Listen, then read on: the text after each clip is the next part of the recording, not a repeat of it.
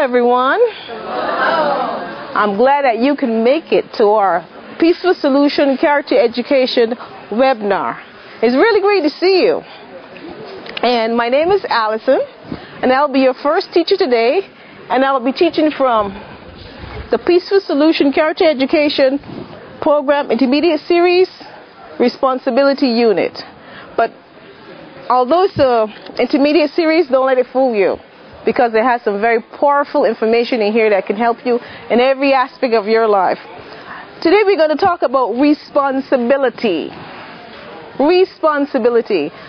And when you hear the word responsibility, what do you think? What comes to your mind? Yes. Someone who's reliable. Someone who is reliable.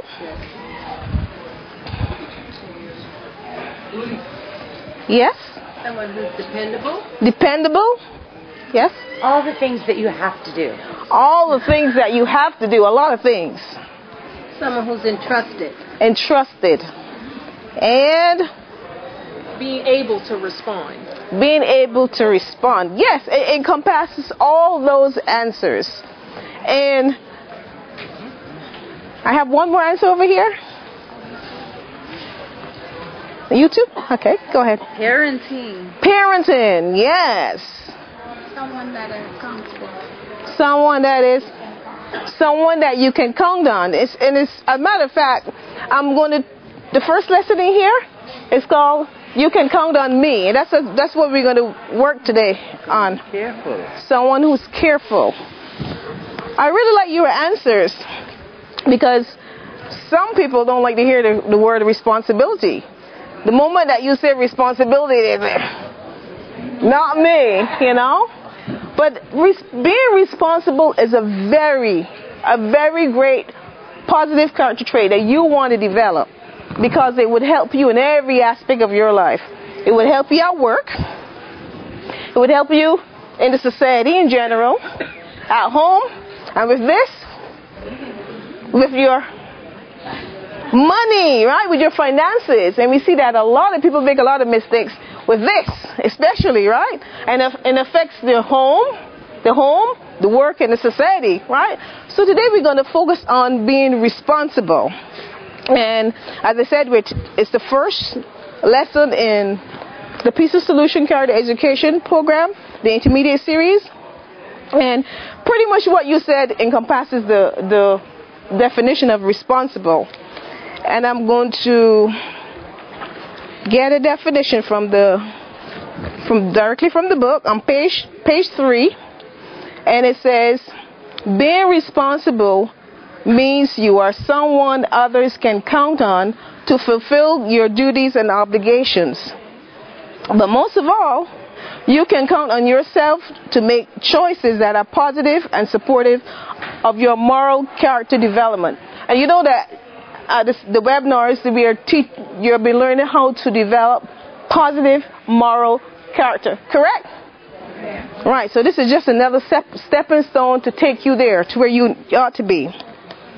And we see here that, so do you think that responsibility is something that you're born with, knowing being responsible? Do you know that? Do you think that you become more responsible as you grow older? Acquired trait. Yes? No, it's something that you have to work diligently and practicing, and after practicing you become perfect with it. It must be consistent. Right. It's not something that as you grow older you think because I can assure you that some of us can think of older people who are not responsible, right? They make irresponsible choices. Correct? Yes. So it's something that you have to learn, actually. Did I see your hand up? Also, it has to be taught. As you've been taught, you go on and get more. Right. As you are taught, and your first experience from learning to be responsible will usually come from your guardian or your parents, people that you grew up with. They teach you, and you'll see that if you grow up with someone who is very responsible, you find that you take on those character traits, right? But on the other hand, if you grow up with someone who is irresponsible, who take a lot of risks, you tend more to be a little risky, right? So we're going to continue here.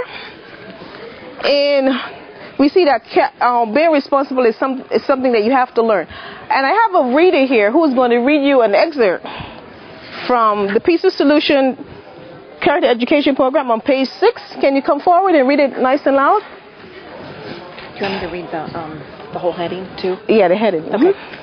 Woman charged with abuse in home fire, death of boy. Nephew was left alone so she could make crack sale, Detroit police say. Detroit. A woman accused of leaving her 7-year-old nephew home alone at 2 o'clock a.m. so she could sell crack cocaine was charged Thursday with second-degree child abuse in her ward's death. Shirley Limpet's nephew, Gary Young, perished in a fire in their frame home April 30th. Witnesses told police that Lippett, 52, and her 37-year-old boyfriend left the boy alone in the house.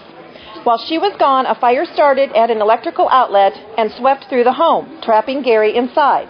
When Lippett arrived at home, she found it gutted by the fire, and her nephew had already died on the front lawn, where medical technicians were unable to revive him. Thank you. So you see here, if you were listening carefully, that the woman was, how old was this woman? 52. 52, right? And she left, how old was the boy? A 7-year-old boy, alone. And a fire broke out. She wasn't there. So you see that responsibility doesn't come with age, right? Because a 52-year-old should have known not to leave a 7-year-old. And at home at that time, it was like 2 o'clock in the morning. Yes. You see? So we see that responsibility is something that is learned. You have to learn to, in order to have this as part of your moral character. Okay? And we all have responsibilities, right? Agreed? Yeah. We all have responsibilities. Some have more than others, right? Some might have a family of maybe like 5 children. Some might be single, right? Which might be less responsibilities, you know. But we all have responsibilities to deal with. And however, we have some responsibility that we all share. Regardless of what you have to do in your personal life, we all have responsibilities that are shared by all, right? And the first one we have is we are morally responsible for each other, right? What does it mean to be morally responsible for each other? Any thoughts on that? Yes. Like, for example, if you're at the grocery store and you see a small child that's by itself or crying, or, you should help, I don't know, seek authority or something. Okay. She said if it's a small child, you might want to help if you see a child alone. Yes? Well, for some reason, my first thought was that we all have to pay auto insurance and be liable for what we do on the road. Mm-hmm. Okay, that's part of it. Yes? We have responsibility to keep our home and the outsides of our home clean and litter-free so that we protect the environment and not bring rodents or other things to our home or those surrounding our home. Yes. You move on to the second point. But being morally responsible, yes? I was thinking that we have the responsibility to safeguard the lives of others, so we don't go and endanger the life of another person. Our duty is to respect to see everybody have an opportunity to live safe and in any best possible way we can to defend that they can live in a safe environment. Yeah, it all encompasses that. It is that we show respect to one another, right? We all should show respect to everyone, not just to the ones that we know or who we feel, it might be friendly to us, but we have a responsibility to be respectful. And if we do, we would have peace in our society.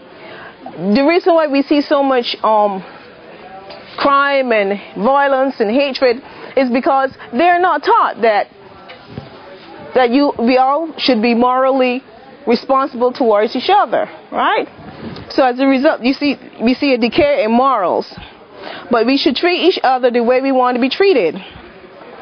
And this encompasses not being verbally abusive or physically abusive. Even when you drive on the road, you respect other drivers, right? We depend on them to be responsible and be respectful. you know? If not, a whole lot of situations can occur. And this brings me to the thought that recently, maybe like a month or so ago, maybe 2 months ago, I was driving, and a driver, he cut me off. And my first reaction was to toot my horn. Just a little toot toot. It wasn't a big because that's the normal thing. I'm from New York. And if you stop for a moment, you get, and not only this driver, but that driver and that driver and all the drivers back there will be honking their horn. But I just give a little toot toot to indicate, you're doing something that is not responsible. But that was not all. That was not all. That driver did not like what I did. And you know what he proceeded to do? He came in front of me, and he went at a crawl. That was not bad. Then he stopped.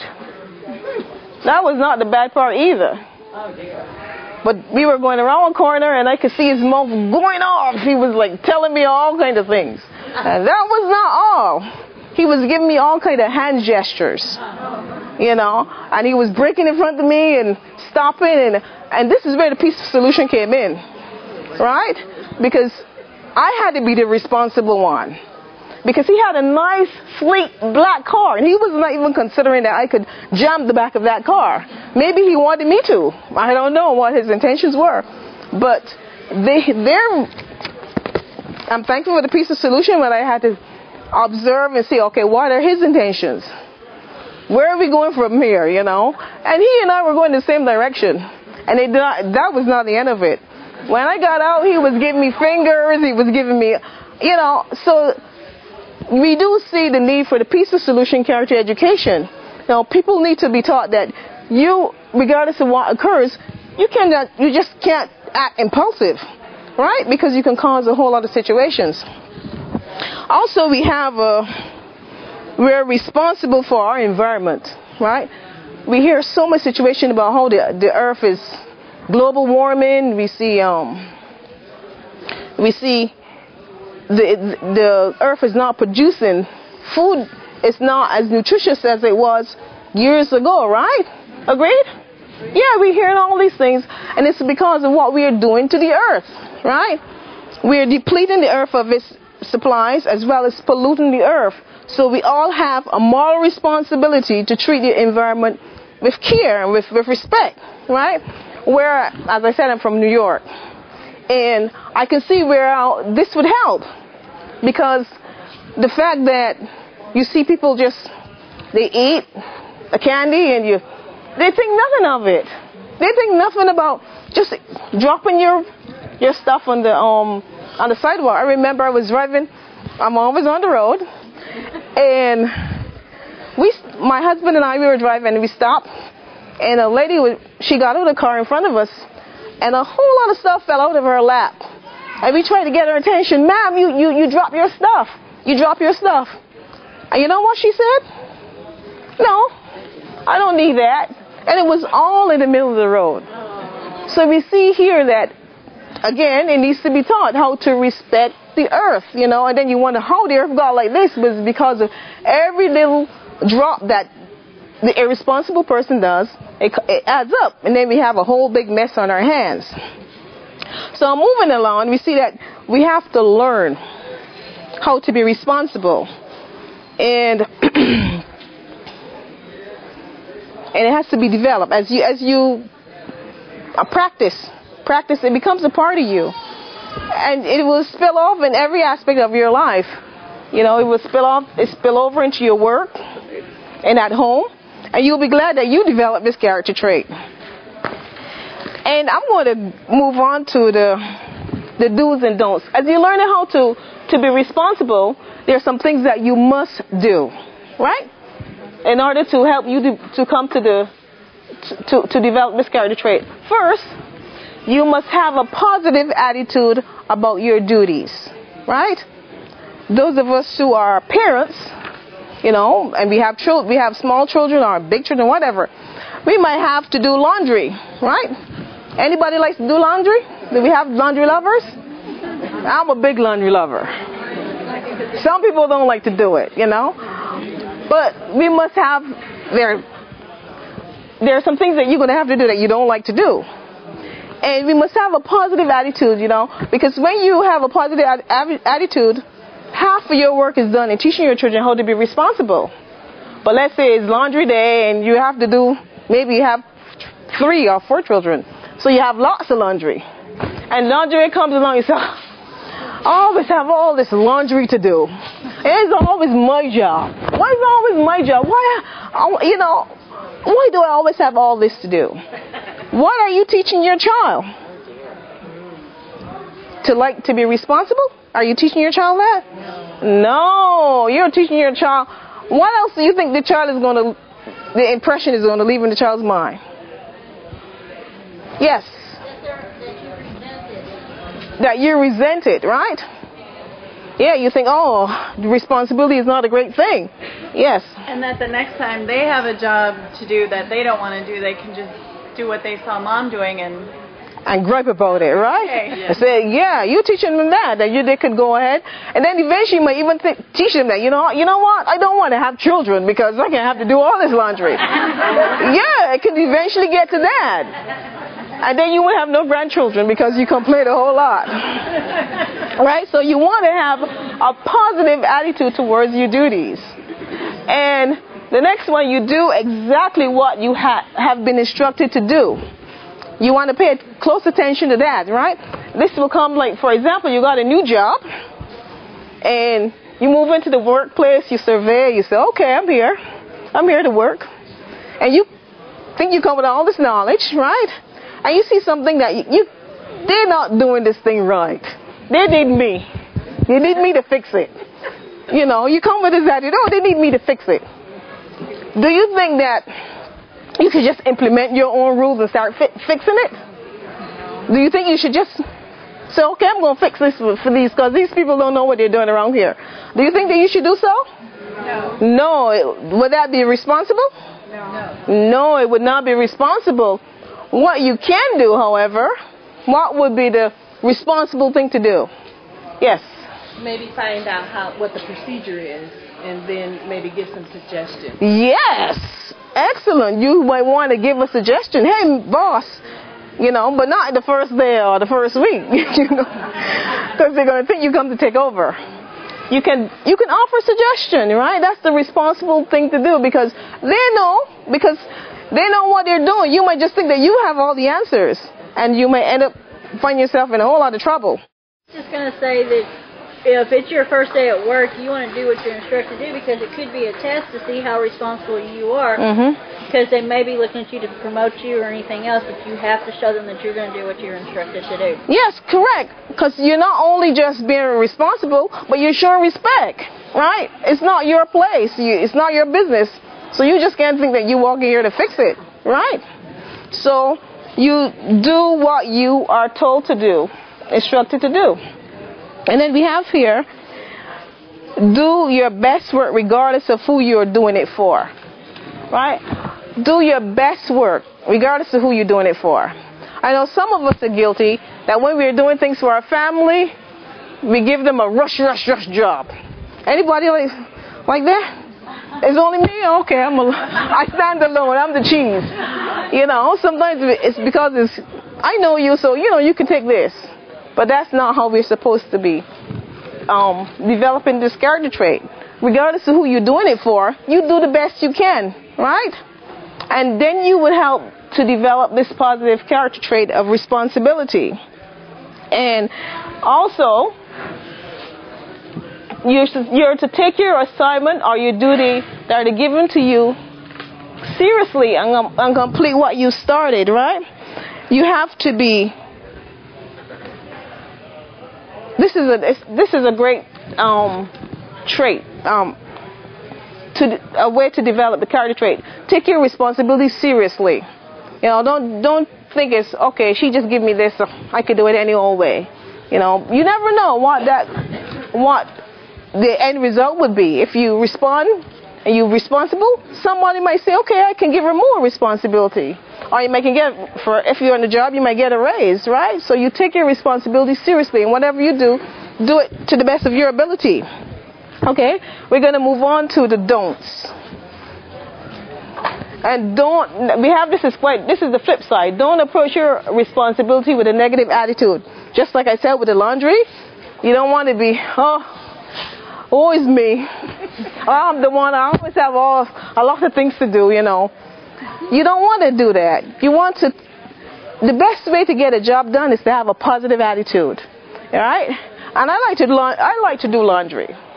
There's nothing more pleasurable for me than to have all the drawers full with nice clean clothes, right? And the hamper empty. Am I alone? I'm not alone, right? This is one of the most, and even if it's a tough job, as long as I get that job done, I am satisfied. And you can do it too. It'll give you satisfaction.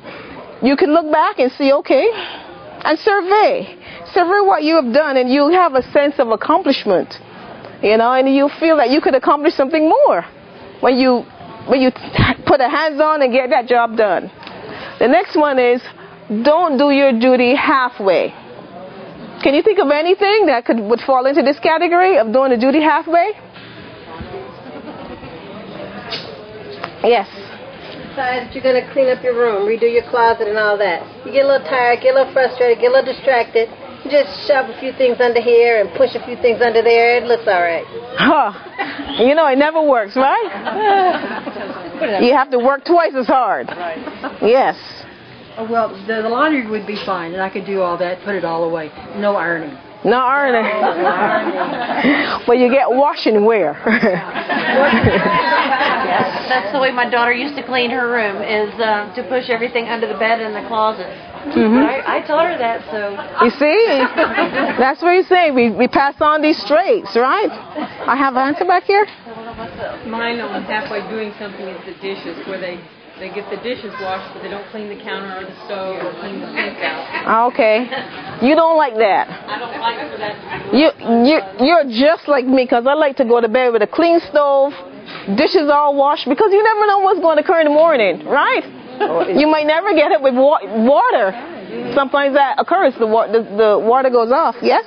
I just wanted to comment on how you feel after you've done something halfway versus once you've done it to completion. There have been times when I've done things not as diligently as I have and felt really guilty after, versus when you've done your best, you can just relax and feel assured of that. Yes, it's a great feeling. And don't deprive yourself of these great feelings of being responsible. What? Yes. What I do is, my children will be like, we got a lot of laundry. And I'm talking, wow, that's a lot. But you know what? I'm so grateful that we have all the tools we need to have them clean after this, put them away, and we got clean clothes for the week. Right. Right. You don't want to procrastinate. You get your duties done promptly. And I want to do a quick activity with you. A very quick activity to prove that we understand what responsibility is and that we wouldn't fall into a trap of shirking our responsibilities.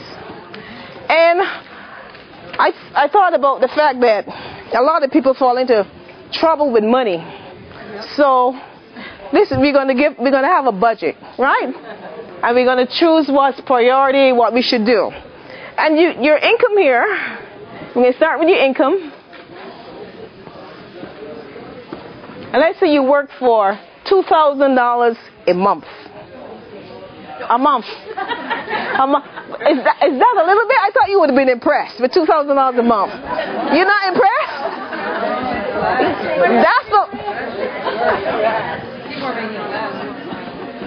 I thought you would like that number. Okay? And you're living in New York. But you're $8,000 a month. No, you're in New York. No, you're in New York. We're being responsible. We have $2,000 to work with. So you're living in New York. So what's the first thing you do when you get this money? Take out your rent. Rent. Yeah, you're getting your priorities straight. You pay your rent. Yes? And your rent. So if you're in New York, you're going to pay. Watch this figure now. Watch this figure. Watch your rent. Yes. That's right. New York. Yes, okay, that too. Yes, I agreed. But we have $2,000. We already spent $1,200 in rent. So what else do we need to get? Electricity, right? You don't want to be in the dark. You don't want to be in the dark. And if you're in New York, I'm going to put a figure here. It's like. No. 60, right? Yes. Agree to New York people? Right. Yes. What else? What comes after that? Phone? Phone? That's not a priority. Food. You can't eat that phone. And if you're in New York, this is food. And I'm being very conservative. A month. I'm being very conservative. Right? What else? Okay, somebody's adding up. What else do we need? Yes. Transportation. You need car fare. And this is going to run you another. In New York, it's expensive, right? Yeah, that's right. Okay, what else is missing? Well, I'm assuming that you had some clothes before. So, your phone bill. Phone? Yes. I still didn't get to that yet. I don't think that's a priority. New York, your phone bill. What about what you want to? Yes. Water? Well, that might be including the rent. What about? Okay, you need some gas to cook your food. That's in transportation. No, this is just car fare. So this is like $100. You're over. I'm over? All right, then. How much over am I? Okay, so I'll give you. So can we afford that dress that we saw down the street? No. I want the responsible thing to do is what? Another job.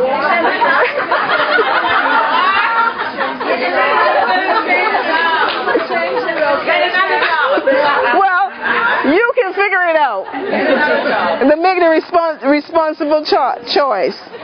So my friends, I want to encourage you to think about the do's and don'ts, and encourage you to have a positive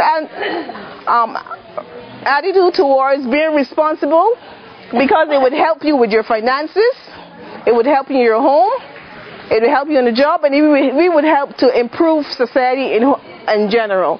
And with this, I thank you for your attention. Thank you for coming, and stay tuned for the next teacher.